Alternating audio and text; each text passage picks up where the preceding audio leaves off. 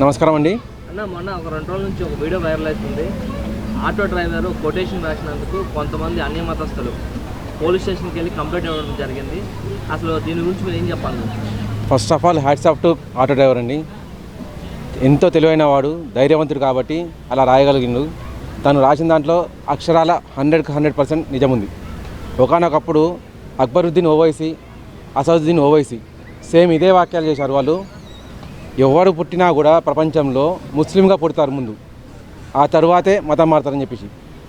అయ్యా, నేను మీకు చెప్పదలుచుకుంది ఒకటే, మీలో ముస్లింగా పరిగణించబడాలంటే ఒక కటువా అనే పద్ధతి ఉంది మీ దగ్గర. అది కట్ చేస్తే కానీ ముస్లిం అని చెప్పేసి అనుకోరు. నిజంగా ఇప్పటి వరకు మీ మొహమ్మద్ గారి దగ్గర నుంచి ఎవరైనా కట్ చేసుకొని పుట్టిన వాళ్ళు ఉన్నారా? ఒక్కరు. ఎవరైతే మామూలుగా పుట్టారో అది పద్ధతి మొత్తం హిందువులలో ఉంది. మరి ఆ ఆటో డ్రైవర్ ఏదైతే రాశాడో తన ఆటో వెనకాల, మొదటగా పుట్టినవాడు ప్రతి ఒక్కరు హిందువు అని పుడుతున్నారు, తర్వాత మారుతున్నారు, మారిన వాడు తండ్రిని మార్చినట్టు అని చెప్పి అన్నాడు. సరే, తండ్రిని మార్చాడా అది వేరే విషయం, కానీ ముందుగా పుడుతున్నవాడు ఎవడున్నా కానీ హిందువు అని పుడుతున్నారు. అదైతే నేను సమర్థిస్తున్నాను ఖచ్చితంగా. ఈ ఇన్స్పెక్టర్ గారు ఏదైతే మాట్లాడారో ఫోన్లో, హైదరాబాద్కి వచ్చావు నువ్వు, ఎలా ఉండాలో తెలీదా, అక్కడ అంటే నడిచిపోతుంది, ఇక్కడికి వచ్చిన తర్వాత చూసుకోవద్దా అని చెప్పి అన్నాను. అయ్యా, తను నిన్నమ్మన్న వచ్చాడేమో, అక్బరుద్దీన్ ఓవైసీ, అసదుద్దీన్ ఓవైసీ వాళ్ళు పుట్టుకతోటి హైదరాబాద్లోనే ఉన్నారు. 15 నిమిషాలని చెప్పి అన్నారు. ఇప్పటిదాకా ఏం పీకలేకపోయింది ఏ గవర్నమెంట్ కూడా. ఏ గవర్నమెంట్ వచ్చినా కూడా ఎంఐఎం అని చెప్పేసి పాకులాడుతుంది, నిజాం అని చెప్పి పాకులాడుతుంది. నిజాం ఈ రాష్ట్రానికి చేసింది ఏంటిది? ఎంఐఎం ఈ రాష్ట్రానికి చేసింది బాగేంటిది? కనీసం ఎంఐఎం వాళ్ళు ఎవరైనా వాళ్ళ ఏదైతే ఆధీనం ఉందో, వాళ్ళు ఎక్కడైతే గెలిచారో కనీసం అక్కడైనా ఏమైనా అభివృద్ధి చేశారా? ఈవెన్ మెట్రో లైన్ అని చెప్పేసి ఏదైతే వచ్చిందో అది ఓల్డ్ సిటీకి రానియకుండా అడ్డుకున్నారు. అంటే అక్కడ కూడా ఆ అభివృద్ధి అని చెప్పి అడ్డుకున్నారు. అటువంటిది కూడా ఎవరు ఆపలేకపోయారు. మరి అటువంటిది ఒక ఆటో డ్రైవర్ అని చెప్పేసి, అది కూడా హిందూ అని చెప్పేసి తన మీద దౌర్జన్యం చేద్దామని చెప్పి చూస్తున్నారా? అంటే హిందూ దేశంలో కూడా బతకూడదా? మీ ఉద్దేశం ఏంటిది అసలు? అంటే పోలీసు వాళ్ళు ఆయన్ని ఆటో సీజ్ చేస్తాము, నెక్స్ట్ నువ్వు ఎట్లా తిప్పుతావు అని చెప్పి ఆయన బెదిరించడం జరిగింది. ఆ సీఎన్ ఎస్ఐను. అయితే నేనే కూడా అడుగుతున్నా ఏంటంటే, పండుగలు వచ్చినప్పుడు పాకిస్తాన్ జెండాలు ఇక్కడ తిప్పుతారు, అప్పుడు కనిపించవా వీళ్ళకి? ఆటో పైన కొటేషన్ రాసినప్పుడు ఆటో డ్రైవర్ని బెదిరిస్తారు. మరి అట్లాంటప్పుడు పాకిస్తాన్ జిందాబాద్ అంటారు, పాకిస్తాన్ జిందాబాద్ అంటారు. పాకిస్తాన్తో గొడవ అయినప్పుడు పాకిస్తాన్ సపోర్ట్ చేసి పాకిస్తాన్కి, అట్లాంటప్పుడు సపోర్ట్ చేసి పోలీసులు ఏం చేస్తారు? అదే నేను చెప్తున్నానండి. ఒకనొకప్పుడు తనే అన్నాడు 15 నిమిషాలని చెప్పేసి, 15 నిమిషాలు చాలని చెప్పేసి, మా సత్తా ఏంటో చూపిస్తామని చెప్పేసి. మీరు అన్నట్టుగానే పాలస్తీనా జెండాలు ఊరేగిస్తూ ఉంటారు. ఆయన ఈవెన్ జై ఫిలిస్తీన్ అని చెప్పేసి అసెంబ్లీ ఆర్ పార్లమెంట్లో, ఎక్కడో పార్లమెంట్ అనుకుంటా, మేబీ పార్లమెంట్లో అన్నాడు జై ఫిలిస్తీన్ అని చెప్పేసి. నేను జై భారత్ అని చెప్పేసి అన్నాను, భారత్ మాతకు జై అని చెప్పేసి అని చెప్పేసి జై ఫిలిస్తీన్ అని చెప్పి మాట్లాడాడు. మరి పాలస్తీనా పుట్టినోడా లేక పాలస్తీనా నుంచి వచ్చినోడా? మరి ఏమనుకొని తను ఇంకా మంత్రి పదవులు కొనసాగిస్తున్నారు. కనీసం మంత్రి పదవి నుంచి బర్తరఫ్ చేయాలి కదా. లేదు, మంత్రి పదవి నుంచి బర్తరఫ్ చేయకపోతే ఒక మనిషిగా మీరు చట్టంలో అయితే ఉన్నారు కదా, సేమ్ ఇదే చట్టాన్ని ఉపయోగించేసి ఆయన ఆస్తులను ఏమైనా సీజ్ చేశారా? పోనీ కనీసం ఆయన కార్నైనా సీజ్ చేశారా? మీ కారులో తిరిగే హక్కు లేదు, మీరు మనిషిగా తిరిగే హక్కు లేదు, మీరు హైదరాబాద్ ఉన్నప్పుడు చూసుకొని మాట్లాడాలి అని చెప్పి ఆయన కనీసం ఒక వీడియోని రిలీజ్ చేయగలిగింది ఇప్పటివరకు. అంటే మధ్యతరగతి వాడు హిందువు అయి ఉంటే మాత్రం వాడి మీద మీరు వెతికిపడతారు, మీకు అన్ని రూల్స్ అనేవి అక్కడ కనిపిస్తాయి.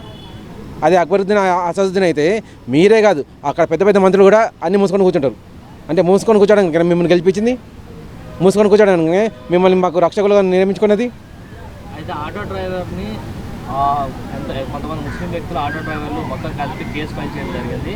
ఆయనకి సపోర్ట్గా only Bajrang Dal, RSS, BJP వాళ్ళు వీళ్ళే వచ్చారు తప్ప మిగతా ఏ పార్టీ నుంచి ఆయన సపోర్ట్ రాలేదు. అలానే బయట వాళ్ళు కూడా ఎవరు సపోర్ట్ చేయలేదు. తప్పు వాళ్ళున్నా సరే మన వాళ్ళకి సపోర్ట్ చేయకుండా ఎందుకు ఉంటున్నారు? అయ్యా, నేను చెప్పదలుచుకుంది ఒకటే, దేశంలో ఎన్ని పార్టీలు ఉన్నా కూడా ప్రతి పార్టీలో కూడా హిందువులు అనే వాళ్ళు ఖచ్చితంగా ఉన్నారు. ఈవెన్ ఎంఐఎంలో కూడా హిందువులు ఉన్నారు. అయినా కూడా ఏ పార్టీ వాడు కూడా పొరపాటున హిందూకి ఏమైనా అయితే హక్కుని తెచ్చుకోవడం కానీ, కనీసం ప్రశ్నించడానికి కానీ, కనీసం సాత్వన పలకడానికి కానీ ఎవరు రావట్లేదు.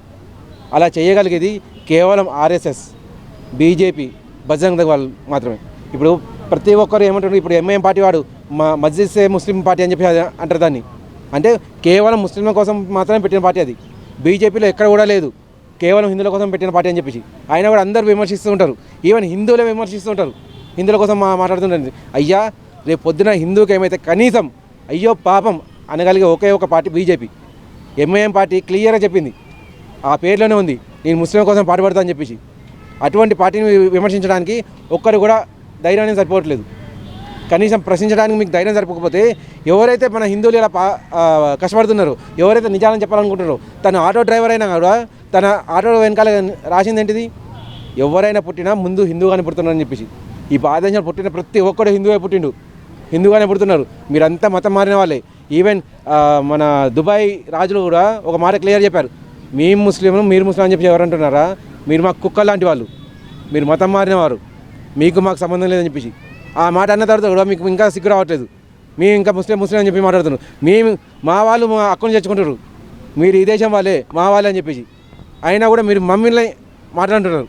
ఇప్పుడు అక్కడ వచ్చిన వాళ్ళు కూడా ముస్లింసే, మొత్తం ముస్లిం వాళ్ళు వచ్చేసి ఎలా రాసామని చెప్పి మాట్లాడుతుంది. అయ్యా నువ్వు ముస్లిం అయితే నీ ముస్లిం మతంలో ఎక్కడైనా ఒక చోట చూపించండి. మీ పద్ధతిలో ఒకటి హలాల్ అని చెప్పేసి ఉంది. హలాల్ అనేది పవిత్రంగా ఉంటుంది, మేము హలాల్ లేకుండా ఏ తిండి తినమని చెప్పేసి. ఒక చేపను హలాల్ చేయగలుగుతారా మీరు?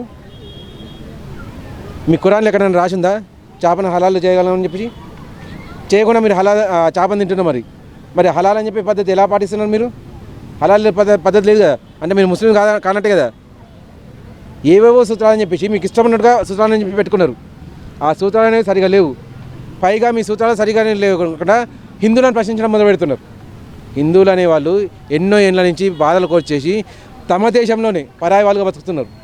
ఇప్పుడిప్పుడే మేల్కొంటున్నారు కొద్ది గొప్ప, మేము హిందువులము, ఈ దేశం తప్ప మాకు లేదని చెప్పేసి. అటువంటి ఎవరు చేసినా కూడా దయచేసి హిందువులకు నేను విన్నపం చేసుకుంటున్నాను, వాళ్ళని ఆదరించండి. లేదు అని అంటే వాళ్ళు కష్టాల్లో ఉంటే కనీసం వాళ్ళ పోస్టులన్నీ షేర్ చేయండి. ఆదరించే వాళ్ళు ఎవరైనా చూసి ఆదరిస్తారు. సార్ ఇప్పుడు ఒక మతంలో పుట్టి ఇంకో మతంలోకి మారితే తల్లిదండ్రులు మార్చినట్టేనా? ఖచ్చితంగా అండి. నేనైతే ఖచ్చితంగా అదే ఫీల్ అవుతా.